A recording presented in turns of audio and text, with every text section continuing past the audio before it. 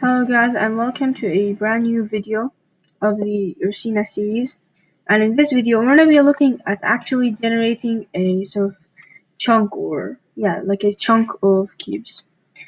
So in the last video, this is what we got our first person controller and we got our cube over here and it's textured as a grass texture, as you can see. Now we want the platform for the player to walk on, which we still haven't done yet. And in this video, this is what we're gonna do. So let's start off by explaining how it's done. So what we could do here is this entity over here. Go ahead and take that like this, and then we could create a new variable called terrain width. You can call it whatever you want. And then this is gonna determine the size of the platform. So for example, you want to go 10 cubes in the x coordinate, 10 cubes in the z coordinate, so just like that. So we're gonna just say 10. With 10, you can go with whatever you want.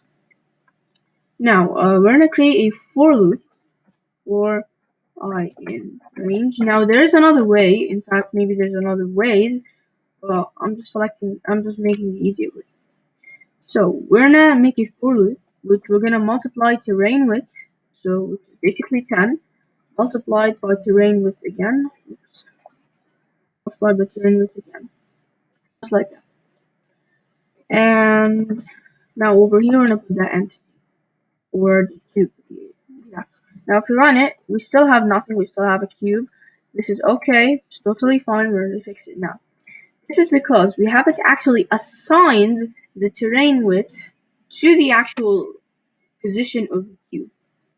So it seems like a little bit complex when we explain it, but it will make more sense later.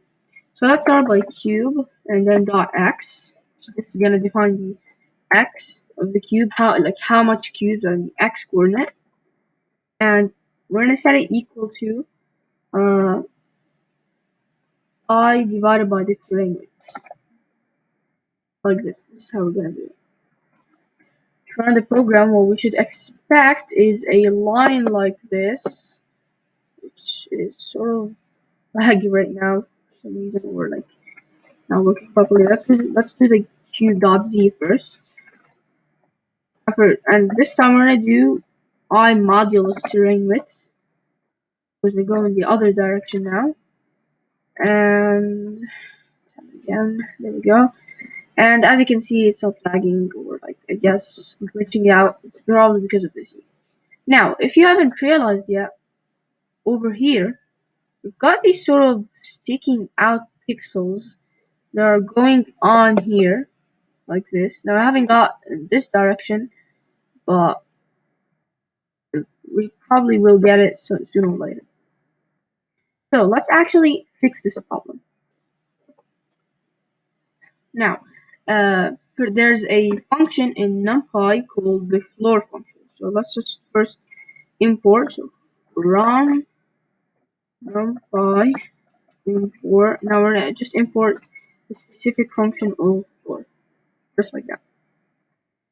So what the floor function does is it basically rounds it up to like a whole value, because I divided by terrain width is obviously sometimes a decimal. Same with that. It's sometimes a decimal, so the floor function will round it up to a non-decimal, something like that. So all we have to do is surround all of these by the floor function, and if I run the program right now, again, there we go. As you can see, we got a perfectly flat cube edges right now, and this is exactly what we want. So we got a fully made platform, just like that. And okay. So you might just go on and say, I'm gonna be smart and say cube.y equals floor, and then just say floor maybe 5, and like this you want to create depth. Well, this is not the case. This is probably not the case. So what you did over here, as you can see, it's just one block. What you did over here is you basically, I guess, made the Y of the cube higher. So made 10. Probably expect will not be in the platform, and yes. So we basically just make the platform higher. So this is not the way to make the platform sort of have depth in it. Now there is another way, which we're gonna get to later, but for now we're gonna just use this way. We don't even need to include this. Now, for about the player, if you see like the player maybe falling off or something, which is more likely not to happen, but I mean maybe you want the player to spawn in the center. All you have to do is just as the cube, you want to say player.x equals and then whatever you want. So for example, I'm going to position it in the center, so probably 5.